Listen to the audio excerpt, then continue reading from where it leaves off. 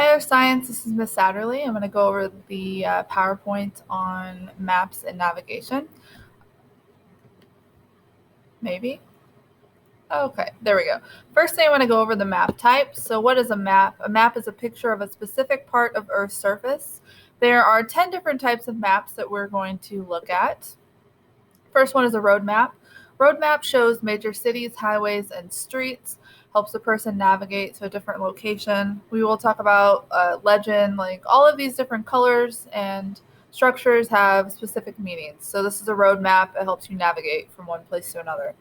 Next one is a topographic map. Topographic maps actually show elevation or terrain.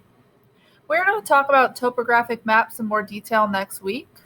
So we'll learn what all of the different structures on a topographic map mean and what they stand for. A relief map is a map that shows area elevation. It's a larger scale, it's going to be globally. It's going to show landforms that cover large areas. The relief map is going to show elevations based on color. So the higher the elevation, the more reddish in color it's going to appear. So if you look at this over here, this is the Rocky Mountains that extend from Canada all the way through the United States. And then you can also see the Appalachian Mountains over here. Satellite view map. A satellite view map is going to be an actual picture of the area that's surrounding it. It's going to show terrain and vegetation. It's going to let you see forests, deserts, mountains. And if you look in the picture, you can also see that you can see houses as well. Climate map is the next one. A climate map is going to show average temperature and rainfall within a particular area. So this map right here, it actually shows you, it's color-coded and shows you the type of temperature zones that we have on the planet. Next one is a precipitation map. Precipitation maps are going to show the amount of rainfall in different areas, and it's going to show in different colors as well. So how many inches of rain are going to be a different color on that map. Weather map, you've probably seen one of these before if you watch the news. The weather map shows storms, air masses, and fronts. So all of these lines that have the H's and L's, those are high fronts and low fronts. And there's actually part of radar map on there as well, which is our next one. A radar map shows storms and rainfall and the intensity of them. So depending on the color, it's going to show if it's ice or snow or just regular rain, and how heavy it is falling for the area. And a geologic map. Geologic maps show geographic features of a region. Geologic maps are color-coded based on the type of rock or the age of rock that we have. Then you also see faults and folds, which are the lines that show up on the geologic map. And the last one is a political map. A political map shows the outlines and borders of states and countries, and that just outlines the different regions that we have in a particular area. Okay, second part is map projections. A map projection is actually going to show you different areas of a map on a flat piece of paper, and there's 4 different types of map projections we're going to talk about.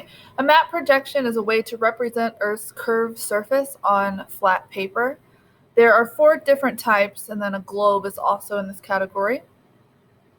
Mercator projection, conic map projection, genomic projection, and the Robinson projection. Okay, the Mercator projection is the first one. This is a 2-dimensional projection that uses a cylinder wrapped around the Earth. So it's like you have the Earth and you put a big piece of paper around it and wrap it around, and then you lay it out flat. So that flat cylinder is how the map shows itself. It was developed by Gerardus Mercator. This includes imaginary lines running horizontally around the middle of the Earth. It's a straight line navigation. Now there's going to be some limitations to the Mercator projection. Shapes and sizes of continents that are stretched out at the area of the poles. So if you look at this right here, if you lay this out flat, things that are closer to the top and bottom are actually going to be enlarged, and they're going to be inaccurate pictures of those areas.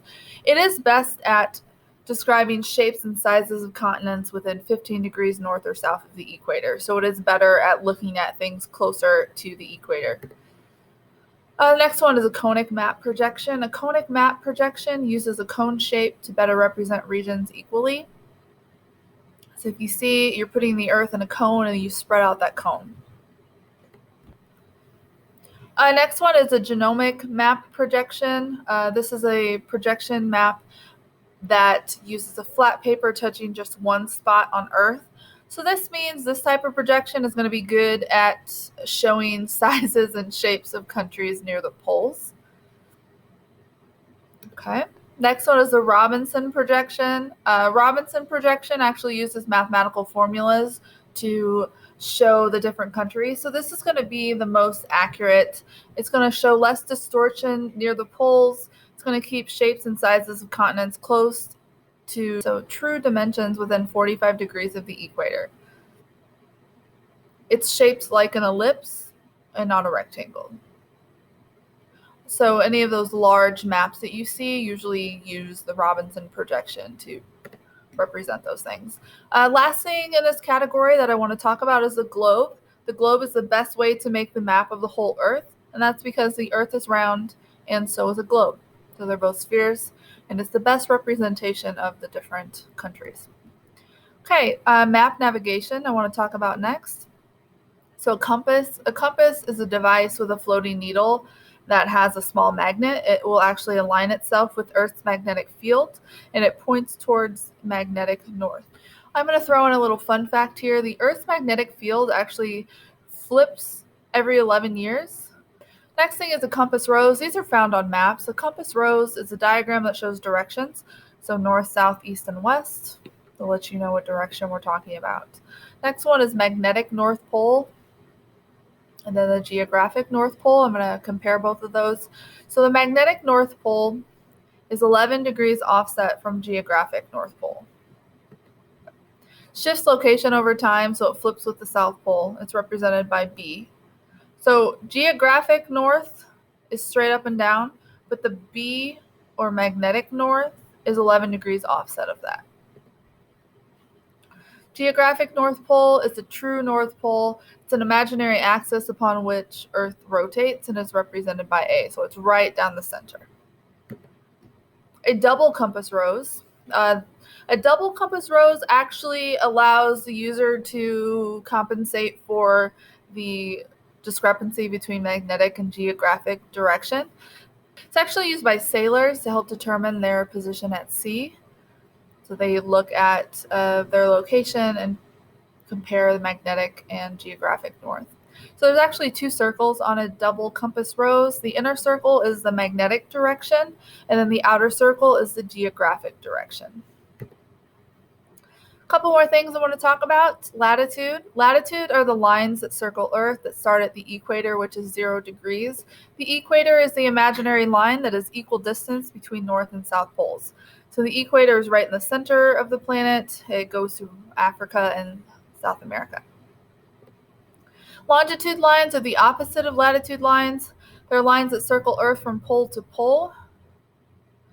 There's also something that corresponds to the equator. It's called the prime meridian. The prime meridian is a circle that runs north to south. It passes through Greenwich, England, and this actually represents 0 degrees longitude. There's a picture of it there. And the last thing I'm going to discuss are legends. Legends are tools found on maps to help explain how maps record different features. They can have different scales, so 1 centimeter can be 1 kilometer. That's just an example. Compass rose is also found with a legend to help determine directions. So here are some specific features of legends I want to point out. I do want you to learn these. Black dots actually represent cities, and the size of the dot represents the population of the city. So the larger the dot, the higher the population is for the area. Red and brown lines are going to be major roadways, so highways. Blue lines are rivers, and blue areas are lakes, and they're also going to have their names written in blue. Black lines represent boundaries of states and different countries. And then also one thing I want to include is sometimes you have yellow triangles, and those actually represent volcanoes. So this is the maps and navigation. Hopefully you have taken your notes by now, so when you watch this, you can just go through and maybe highlight some things that you need to know. You do need to be able to identify all the different types of maps. You do need to be able to identify the Mercator projections as well. There's an assignment today that will actually take you through each of those maps. You have to tell me which one is which. Some of you have completed it already. I hopefully used the PowerPoint to help you with that. And that is it for today. So have a nice day.